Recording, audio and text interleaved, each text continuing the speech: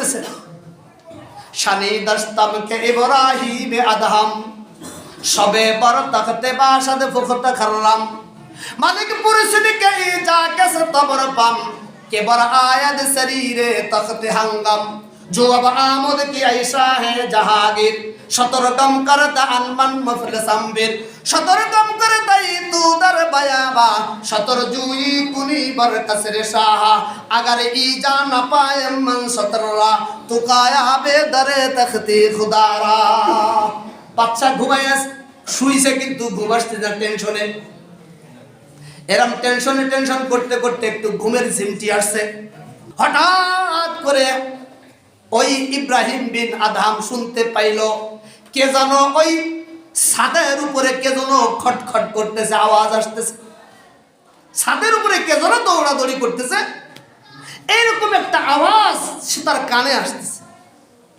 বাদশা এবার ভিতর থেকে বলতেছে কে তুমি আমার শাহী তখ্তের আমার এই বিশাল এই মহলের ছাদের উপরে তুমি কে আসছো আমার চতুর্দিক দিয়ে র‍্যাব পুলিশ বিডিআর বিভিন্ন এরকম ভাবে সিকিউরিটি গার্ড সব চতুর্দিক দিয়ে আছে এদের চক্ষু ফাঁকি দিয়ে তুমি কে আমার ছাদের উপরে আসছো আরে বাদশার বাড়ি চতুর্দিক দিয়ে সিকিউরিটি গার্ড থাকে কি থাকে না কে তুমি এই ছাদের উপরে এসে তুমি কি আমার দেশের মধ্যে একটা অশান্তি সৃষ্টি করবা এইভাবে ভিতর থেকে জোরে চিল্লাই বলতেছে তখন উপর থেকে কয় সতর্কম করে দাম মানে মফল সম্বীর সতর্কম করে দাই তু দর বায়াবা সতর জুই কুনি বার কাসরে সাহা বলতেছে যে এই বাদশা জাহাপনা আমি একজন মুসাফির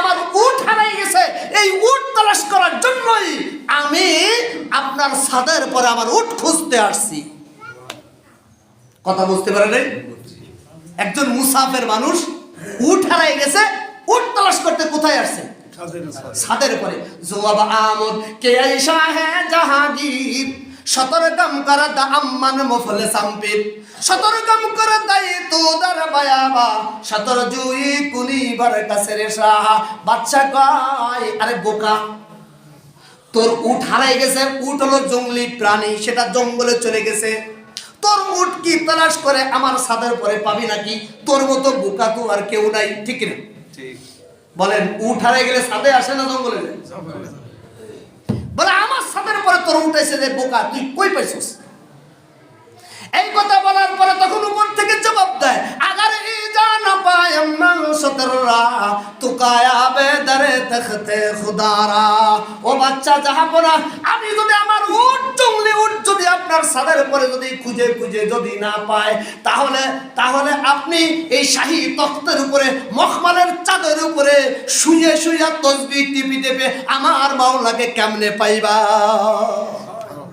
আমার আল্লাহকে কেমনে পাইবা আমার উট যদি এখানে খুঁজে না পায় এই কথা বলার পরে বাচ্চার মধ্যে তখন একটা চেতনা চলে আসছে বাচ্চার মধ্যে তখন একটা ফিকির চলে আসছে হায় কত তো সত্য তাহলে নিশ্চয়ই এ কোনো মানুষ হবে না নিশ্চয়ই আল্লাহর পক্ষ থেকে কোনো সতর্ককারী আসছে এখানে সুবহানাল্লাহ সুবহানাল্লাহ কথা বুঝছেন কথা বলেন সে কি মানুষ না সতর্ককারী তখন ইব্রাহিম ইবনে আদহাম রাহমাতুল্লাহ আলাইহি মাওলানা রুমি রাহমাতুল্লাহ আলাইহি লিখতেছেন তখন উনি চলে গেছে ছাদের উপরে যে খোঁজে কেউ কিছু দেখা যায় না কাউকে দেখা যায় না তখন উনি মনে মনে চিন্তা করছেন যে নিঃসন্দেহে তিনি আমার আল্লাহর পক্ষ থেকে কোনো সতর্ককারী আমাকে অবশ্যই তিনি সতর্ক করতেছে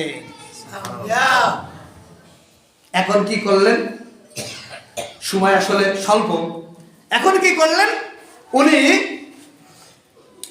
সকালবেলা ফজরের নামাজ পড়লেন ফজরের নামাজ পড়ে মন্ত্রী পরিষদদেরকে ডাক দিলেন ডাক দিয়ে বললেন এই নেন এই যে ক্ষমতা আমার এই ক্ষমতার দরকার নেই আমি আমার বাচ্চাইত্ব আমি কি করলাম ছেড়ে দিলাম আমি নিজেই রিজাইন দিচ্ছি আমি আর এই বলকের বাচ্চা থাকবো না এই যে নেন কাগজপাতি সিগনেচার দিয়ে দিলাম এই দেশ আপনারা চালান আমার ছেলে আছে এই ছেলে যখন বড় হবে যদি যোগ্য হয় তাকে বাচ্চা বানাই দিও, আর না হলে আপনারা চালাই।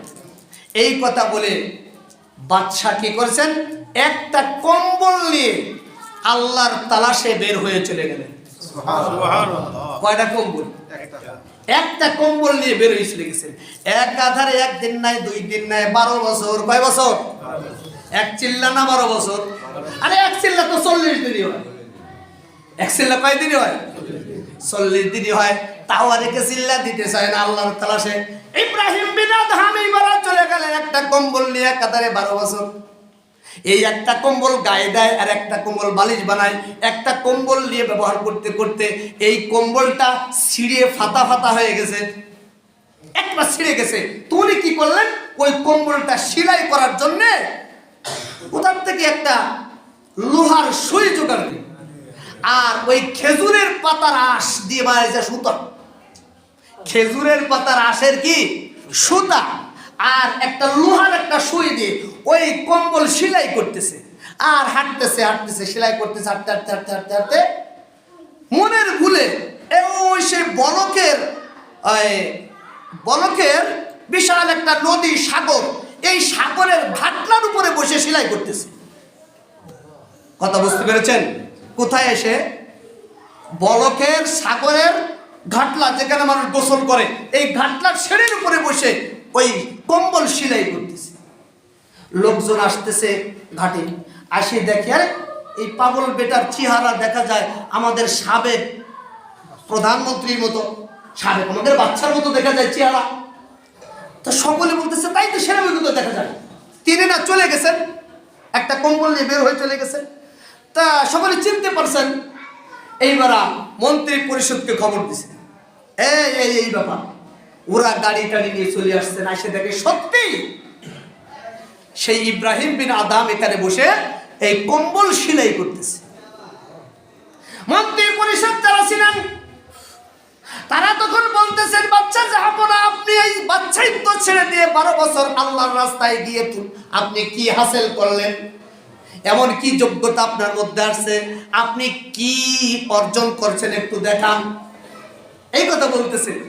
বলার পরে তখন ইব্রাহিম বিন আদহাম রহমাতুল্লাহ আলাইহি তিনি এইবার তাকায় দেখে তার মন্ত্রী পরিষদগণ সব উপস্থিত। এখন বলতেছে, শোনো, আল্লাহ বলছেন কুল্লু মান আলাইহা ফান ওয়া ইয়াবকা ওয়াজহু রাব্বিকা যুল জালালি ওয়াল ইকরাম ফাবিআইয়ি আলাই রাব্বিকুমা তুকাজ্জিবান।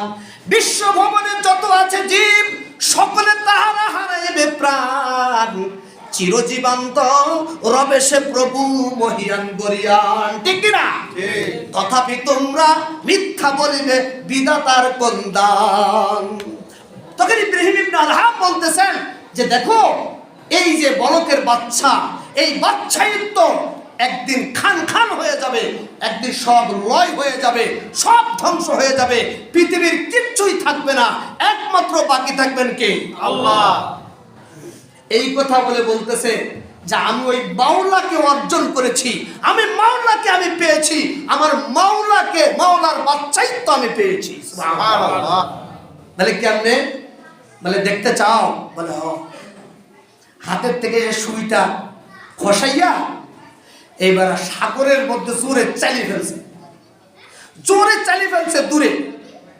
ছাড়িয়ে ফেলে দেওয়ার পরে এবার বাচ্চা কয়, সাগরের মাছ, আমি কোন একটা বিশেষ কারণে আমার সুইটা সাগরের মধ্যে ফেলে দিছি, আমার কম্বল এখনো সেলাই করানো শেষ হয় নাই। মাছেরা, তোমরা জলদি করে আমার সেই সুইটা ফেরত দাও। কাকে বলতেছে? ভালো করে বুঝেন, মাছকে বলতেছে। যখন এই কথা বলছে, বলার সাথে সাথে মাওলানা রুবি রহমাতুল্লাহ আলাইহি তিনি বলেন, সুজনে যার বরলবে হার মাহেউ, সুজনে যার বরলবে হার মাহেউ। বলার সাথে সাথে লক্ষ লক্ষ মাছ তাদের মুখের মধ্যে এক একটা স্বর্ণের সুই নিয়া তরঙ্গের উপর দিয়া আল্লাহু আল্লাহু বলতে বলতে বাচ্চার কাছে চলে